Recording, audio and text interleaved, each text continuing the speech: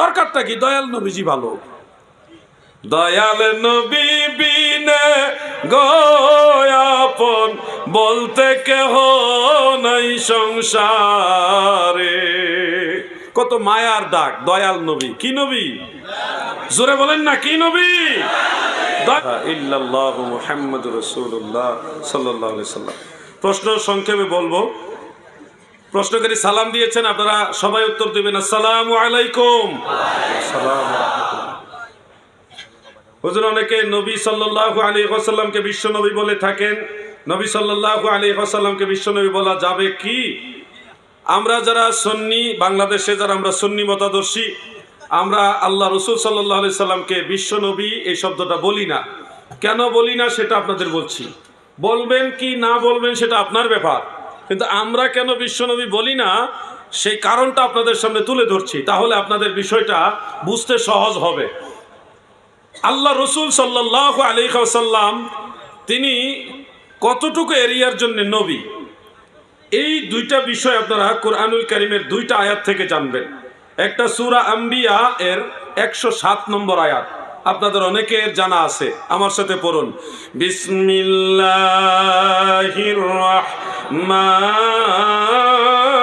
রাহমানির রাহিম।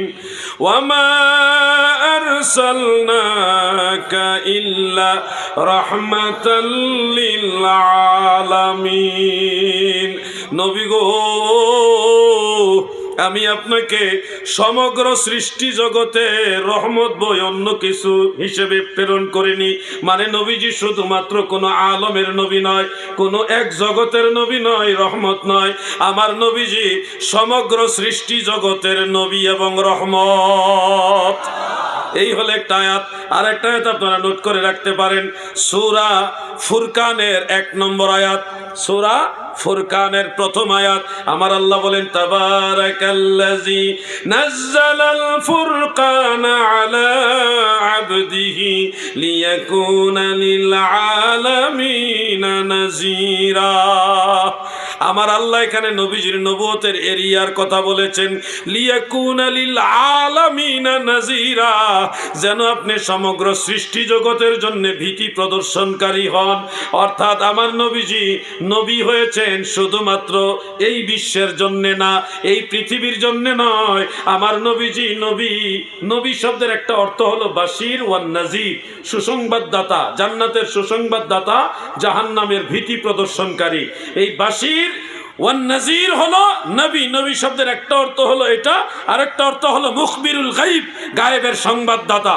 এই জন্যে আল্লাহ রসুলের নবুয়তের সীমানা হলো লিল আলামিন, সমগ্র সৃষ্টি জগৎ, সমগ্র সৃষ্টি জগৎ। এবার আসুন, বিশ্ব বলতে কতটুকু এরিয়া বোঝায়? বাংলা টু বাংলা অভিধান আছে, শব্দ ভান্ডার আছে, এগুলি আপনারা নিজেরা দেখবেন, সেখানে পাবেন বিশ্ব বলতে অনেকগুলি অর্থই বোঝায়। এর মধ্যে একটা অর্থ হলো যে এই নদী নালা খাল বিল পাহাড় পর্বত, এই পৃথিবীতে যা কিছু আছে সব কিছুকে একসাথে বলা হয় বিশ্ব। বিশ্বের বাইরেও অনেক কিছু আছে, যেমন সূর্যকে কেন্দ্র করে সৌরজগৎ, সৌরজগতের ভিতরে আমাদের পৃথিবী আছে, মঙ্গল গ্রহ আছে, বুধ গ্রহ আছে, বৃহস্পতি আছে, এরপরে ইউরেনাস আছে, প্লুটো আছে, আরো অনেক গ্রহ, উপগ্রহ, গ্রহাণুপুঞ্জ, সব কিছু মিলিয়ে একটা সৌরজগৎ। এই সৌরজগৎটাকে একসাথে বলা হয় মহাবিশ্ব। কি বলা হয়? তাহলে আপনারা বলুন, বিশ্ব বড় হলো না মহাবিশ্ব বড় হলো? তা আমার নবী কি বিশ্বের নবী না মহাবিশ্বের নবী?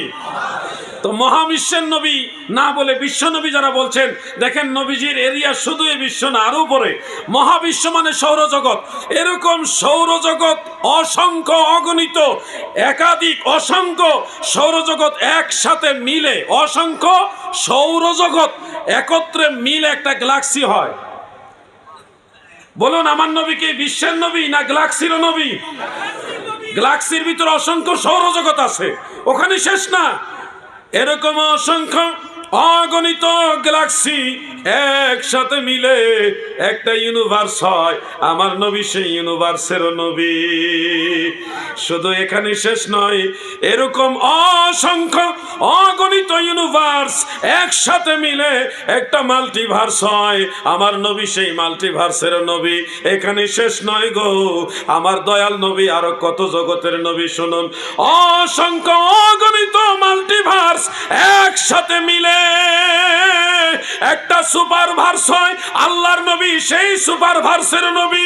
সেই সুপারভার্সের উপরে আরো কত কিছু আছে, আরো কত কিছু আছে, শুনলে আশ্চর্য হবেন। এই সবগুলো হলো প্রথম আসমানের নিচে। বলেন আমাদের নবী কি প্রথম আসমানের নিচের নবী না উপরেরও নবী? লিয়াকুনা লিল আলামিন নাযীরা। আমার নবী কুল মাখলুকাতের নবী, কুল কায়নাতের নবী। শুনুন, দ্বিতীয় আসমান, তৃতীয়, চতুর্থ, পঞ্চম, ষষ্ঠ, সপ্তম আসমান, সিদরাতুল মুনতাহা, আরশ, কুরসি, লৌহ কলম সহ আল্লাহর এই কুল কায়নাতে যা কিছু আছে, আল্লাহর নবী সব কিছুর নবী। কথা ঠিক না বেঠে? জোশে বলছেন বিশ্বনবী, বিশ্বনবী। ভাই, আপনি হয়তো এনকারের জন্য বলছেন না, কিন্তু আল্লাহ রসুলের শান, মান, আজমত, ইজ্জত এটুকু না। আপনি জেনে শুনে কেন নবীজিকে এটুকু এরিয়ার মধ্যে সীমাবদ্ধ করে দিচ্ছেন? বলবেন হ্যাঁ, বিশ্বনবী বললে কুল কায়নাতের নবী অস্বীকার হয় না, এই জন্য বিশ্বনবী বলা যাবে। তা আমি বলবো, যদি এই যুক্তিতে আপনি নবীজিকে বিশ্বনবী বলেন, তাহলে এই যুক্তিতে আল্লাহকে বিশ্ব আল্লাহ বলবেন?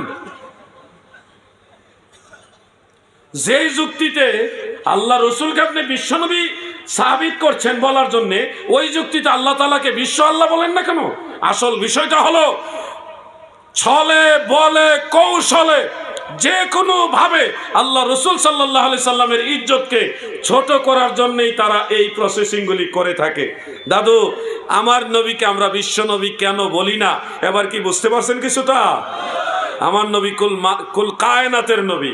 আমরা বেশি না বলতে পারলো বলি দয়াল নবী, প্রিয় নবী, মায়ার নবী, আল্লাহর নবী, আল্লাহর রসুল, এইভাবে বলি। কিন্তু বিশ্ব নবী বললে এটা আমাদের কাছে মনে হয় নবীজির এরিয়াটা আমরা খুব কম ভাবে ধরলাম। এত কম ধরলাম যে প্রশান্ত মহাসাগরের পানির তুলনায় সুইয়ের মাথার পানি যেরকম বেশ কম, এর চাইতে আরো বেশ কম করে আরো কম এরিয়া নবীজির ক্ষেত্রে আপনি উল্লেখ করলেন বিশ্ব নবী। আরে বাবা, তোমার এই বিশ্বটা ওই মাল্টিভার্স সুপারভার্সের কাছ থেকে বিশ্ব তো দূরের কথা, আমাদের গ্যালাক্সি খুঁজে পাবেন না, আমাদের গ্যালাক্সিটাই খুঁজে পাবেন না। সুপারভার্স ওখান থেকে যদি সর্বোচ্চ পাওয়ারের দূরবীন লাগান, কাজ হবে না। তো কোথায় বিশ্ব আর কোথায় কুল কায়নাত? এই জন্য বলার ক্ষেত্রে আমরা যেন সতর্ক হয়ে বলি। নবীজির সম্মান বোঝার জন্য কপাল লাগবে, কপাল এমনি এমনি হয় না।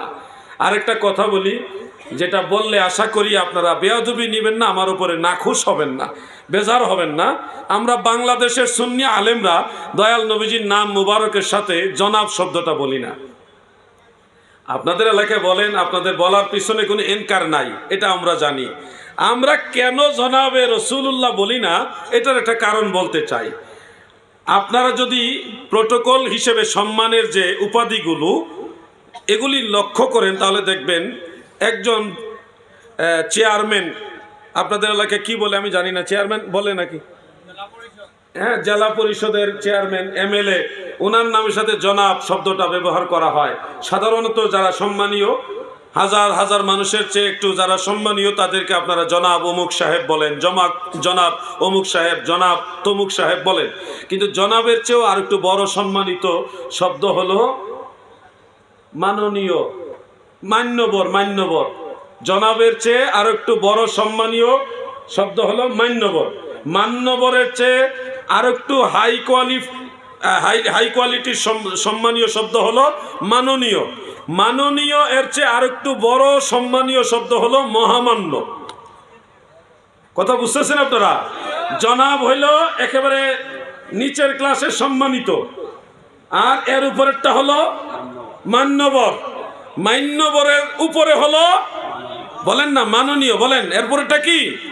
মাননীয়। আর মাননীয় এর উপরে কি মহামান্য। পৃথিবীতে যত মহামান্য ছিল, আছে, আসবে, সমস্ত মহামান্য যারা, তাদেরও মহামান্য হলো মুহাম্মাদুর রাসূলুল্লাহ সাল্লাল্লাহু আলাইহি ওয়াসাল্লাম। এই জন্য সম্মানের বিচারে আমরা বাংলাদেশের সুন্নি আলেমরা নবীজির ক্ষেত্রে জনাব শব্দটা বলি না। আপনারা যারা বলেন এটার বিরুদ্ধে আমার কোনো ফতোয়া নাই, কারণ এটা তো আপনার এনকারের জন্য বলছেন না, সম্মানের নজরে বলছেন। আমরা জনাব শব্দটা নবীজির ক্ষেত্রে বলি না, বরং বাংলাদেশে এমন এমন মঞ্চ আছে, কেউ যদি জনাবে রাসূলুল্লাহ বলে তার মাইক কেড়ে নিবে, বলবে এটা ওয়াহাবি, এই ওয়াহাবি, মাইক কেড়েও নিয়েছে, এরকম হয়েছে ঘটনা। তো আমি বাংলাদেশের কালচার আপনাদের কালচারে বেশ কম আছে, ওইটা বলছি না। উর্দু ভাষাভাষী যারা, তারা আল্লাহ রসুলকে জনাব শব্দটা দিয়ে সম্মান করে থাকেন, তো ওটার বিরুদ্ধে আমার কোনো কথা নাই। তবে সম্ভব হলে আমার মনে হয় দয়াল নবীজির ব্যাপারে সতর্কতামূলক আরও সম্মানীয় যে শব্দগুলি, যেটা দয়াল নবীজি, এক কথা এত বেজালের দরকারটা কি, দয়াল নবীজি ভালো। দয়াল নবী বিনে গয়াপন বলতে কেহ নাই সংসারে। কত মায়ার ডাক দয়াল নবী। কি নবী? জোরে বলেন না, কি নবী? দয়াল নবী। কত মায়ার শব্দ, কত ভালোবাসার শব্দ। আমার কথা কেউ বেজার হবেন না, আমি কারো বিরুদ্ধে বলছি না। আমার কাছে মনে হলো জনাব শব্দটার চেয়ে আরো ভালো শব্দ যেটা, ওটা যদি লাগাইতে পারেন ভালো হয়, নাইলে আপনারা যেটা কালচারালি মনে করেন এটা ভালো, ওটা ব্যবহার করতে পারেন, আপনাদের এখতিয়ার। আল্লাহ আমাদের সবাইকে বোঝার তৌফিক দেন, বলেন আমিন।